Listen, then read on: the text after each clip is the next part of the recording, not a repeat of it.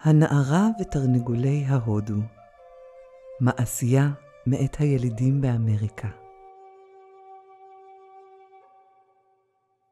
לפני שנים רבות, בכפר ושמו מצאקי, חיו אינדיאנים עשירים שהיו להם להקות גדולות של תרנגולי הודו. האנשים העניים ראו את להקות תרנגולי ההודו במישורי העשב הגדולים, סביב הר הרעם.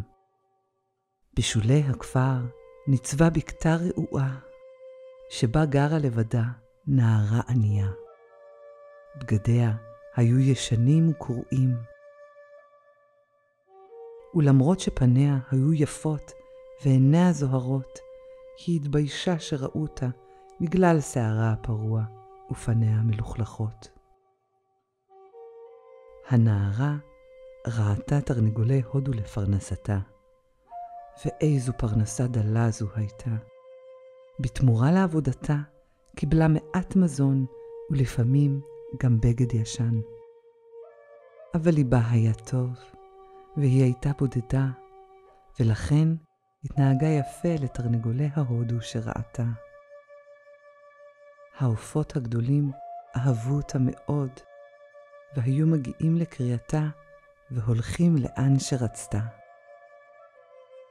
יום אחד הובילה הנערה את הלהקה דרך הכפר, ופתאום שמעה איש אשר עמד על גג אחד הבתים, והזמין את כל אנשי הכפרים בסביבה להגיע בעוד 4 ימים לריקוד הגדול של האביב.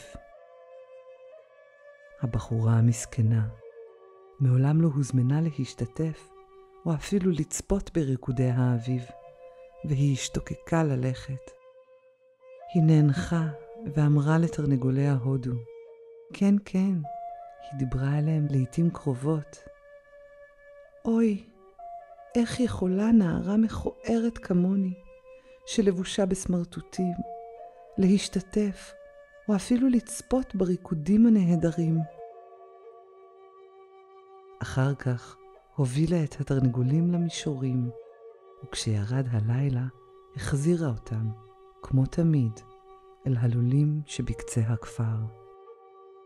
כך במשך 3 ימים הוציאה הנערה המסכנה את התרנגולים למרעה בבוקר, וראתה את אנשי הכפר עסוקים בניקוי הכפר, בקישוט בגדיהם, בבישול מטעמים מיוחדים ובהכנות לחגיגות האביב.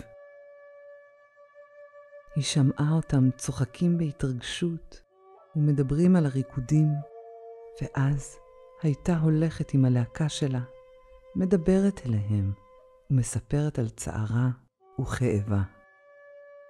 כמובן שלא חשבה שהם מבינים את דבריה, אבל הם הבינו. וביום הרביעי, כשכל האנשים במצאקי הלכו לריקודים, ורק הנערה נשארה עם התרנגולים במישורי העשב, ניגש אליה תרנגול הודו גדול וזקן. הוא פרס את זנבו למניפה ומתח את כנפיו, ואז, סמוק מגאווה ונפוח מחשיבות עצמית, אמר, הו נערה עמנו, אנחנו יודעים את מחשבותייך, וליבנו נמלא רחמים עלייך. היינו רוצים שכמו כל אנשי מצאקי, תהני גם את מריקודי האביב. ועכשיו, הקשיבי, המשיך תרנגול ההודו הזקן. אם תרצי ללכת לריקודים ולחגוג ולשמוח עם כל בני עמך, קחי אותנו לביתנו מוקדם בצהריים, ואנחנו נהפוך אותך ליפה בנערות, ונלביש אותך בהידור כה רב, שאף אחד מבני הכפר לא יכיר אותך.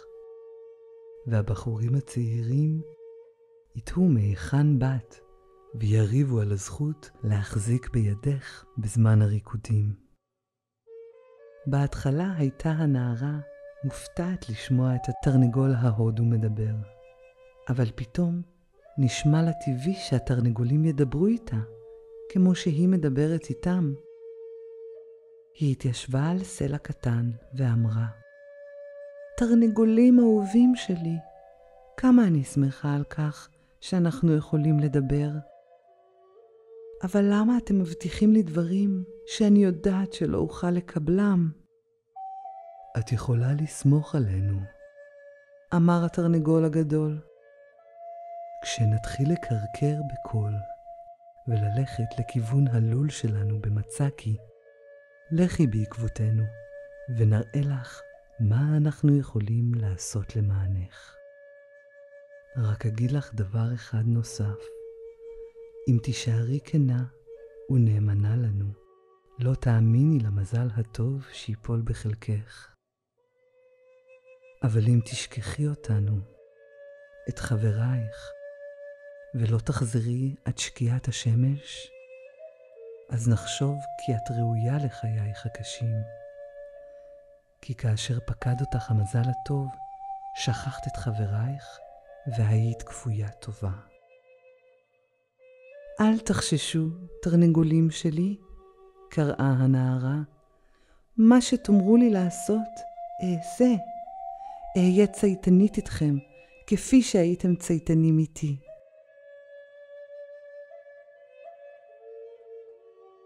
שעת הצהריים הגיעה. הלהקה החלה ללכת לכיוון הלול, והנערה הלכה אחריהם. כשהגיעו, מיד רצו התרנגולים לתוך הלול, וכשכולם נכנסו, קרא התרנגול הזקן לנערה. היכנסי לביתנו. היא נכנסה, והוא פנה אליה ואמר, נערה אימנו, שבי ותני לנו את בגדייך, ואז תראי מה נוכל לעשות איתם. הנערה הגישה להם את שכמייתה הקרועה, והתרנגול פרס אותה על הרצפה. הוא החל לנקר ולנקר בה, הוא נפנף בכנפיו והלך עליה, הלוך וחזור. וכל אותו זמן ניקר במקורו, ואז סיים את עבודתו והשליך אותה לעבר הנערה. היא נדהמה לראות את השכמיה רקומה ברקמה יפהפייה. תרנגול הודו אחר קיבל את מכנסיה, וגם הוא ניקר בהם והשתמש בנוצותיו כדי לתקן אותם ולרקום עליהם. וכך, פריט לבוש אחרי פריט לבוש, קיבלה הנערה בגדים שנראו חדשים ויפהפיים יותר ממה שלבשה נערה כלשהי במצקי אי פעם. לפני שהספיקה הנערה ללבוש את בגדיה החדשים, הקיפו אותה התרנגולים וסירקו אותה בכנפיהם עד שהייתה נקייה להפליא. אורה היה חלק וקורן, ושערה רך וגולש. אז אמר התרנגול הזקן, הו, נערה אימנו, כל מה שחסר לך עכשיו הוא קישוט יקר. הוא פשט את כנפיו, פסע הלוך ושוב, ואז השתעל מספר פעמים, ולפתע הופיע בפיו מחרוזת מקסימה. תרנגולים אחרים עשו כמוהו. הם פסעו סביב, השתעלו, והוציאו ממקורם עגילים, טבעות וקישוטים רבים, שרק הנערות העשירות ביותר יכלו לענוד. הנערה קישתה את עצמה בתכשיטים היפים, והודתה לתרנגולים שוב ושוב, ואז החלה ללכת למקום החגיגה. התרנגולים קראו אחריה, הו נערה אימנו, השאירי את שער הלול פתוח, כי אולי תשכחי אותנו בזמן שהשתנה מזלך.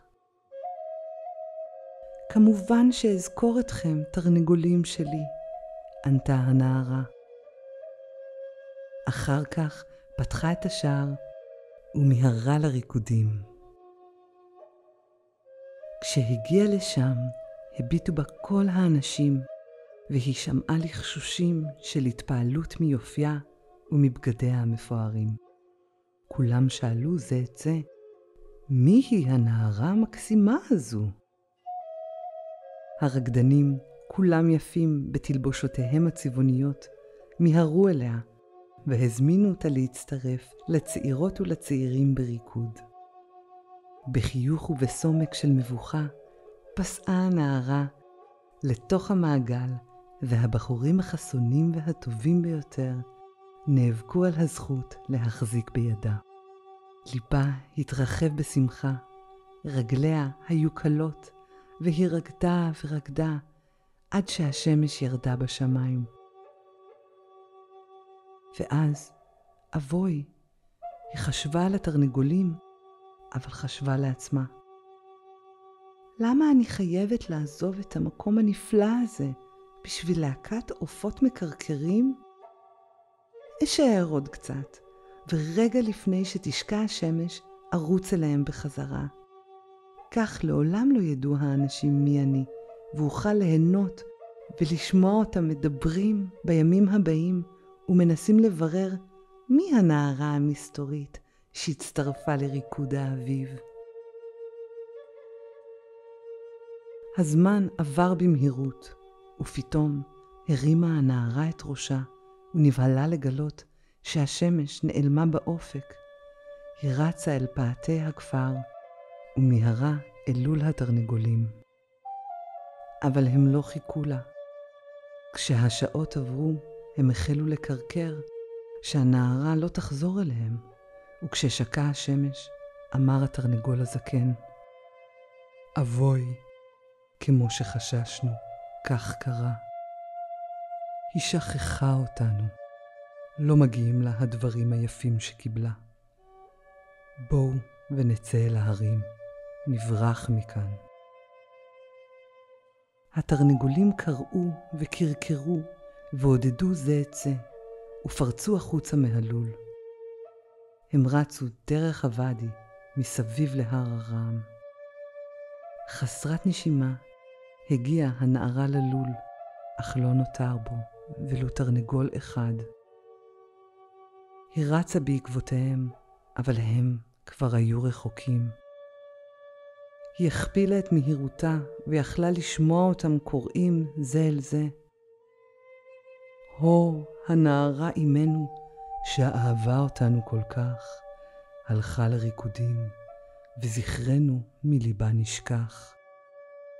לכן, עכשיו נברח.